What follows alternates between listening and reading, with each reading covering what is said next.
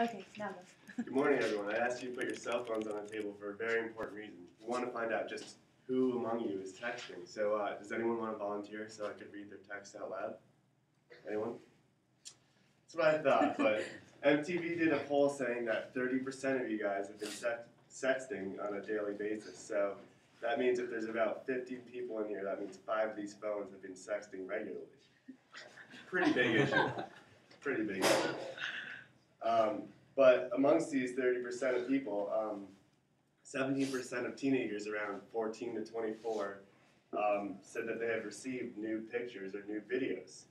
So it creates quite an issue here where such a high percentage of people contributing. Berkeley Technology Law Journal calls sexting the new form of streaking, which is pretty bold for 5 of these cell phones to be streaking on a daily basis. The main concern of this is that there's no undo button in cyberspace. That once your picture video is sent, you can't do anything. The receiver has the responsibility to do whatever he wants with it.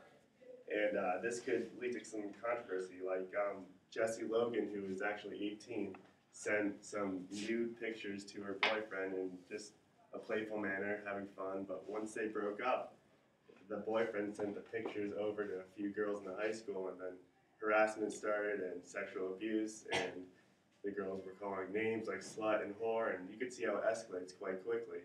This girl actually committed suicide a few months later due to the sexting implements involved. Obviously, this ex-boyfriend did not want this to happen. I mean, no one really wants to force a person to cause suicide, but just sending over the pictures is not really recommended, as a case like this could happen to anyone. And parents really play a big role in this, and they really want to know what you're doing, because no one wants their child to commit suicide. So they have sort of found out that some of the kids have sort of the lingo, I want to say, the acronyms to texting that really keep parents out of the loop. And I guess one of the most important ones is parent over shoulder, POS. You really can't know what your child is saying if the other person, recipient, isn't telling you everything just because the parent's over your shoulder. And it also causes some in-depth danger when you're dealing with people who sexually assault you, and they ask for your address, your age, sex, location, and some of these acronyms are quite deadly, even if some of them are talk dirty to me. And I'm going to show you this YouTube clip really quick by a bunch of parents in a PSA who really wanted to take the next step and create some exposure against sexting because they don't want their child to commit suicide either. G morning, sunshine. Wakey, wakey. Text me back. Hey, did you tell your parents about us? Let's skip first period together. Did you get all my texts? Is practice over yet? Where are you at? Are you their friend? That's L-A-A-A-M-M-E-E. Capital X, lowercase o, capital X, lowercase o. I love you. JK. I hate you. JK. Are you ignoring me? We're in a huge fight right now. Something I did. See your lights on. I'm coming over. What did you dream about? Me? I'm lonely. Holla back. Holla back. Let's try something new. Nude pics. Send me some. Text me.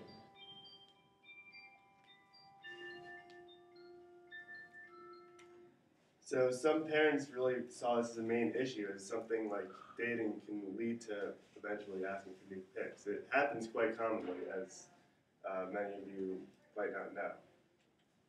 So what's being done? Verizon and other carriers have created privacy settings so that you know that parents are always in the loop and they're aware of what's happening with their child.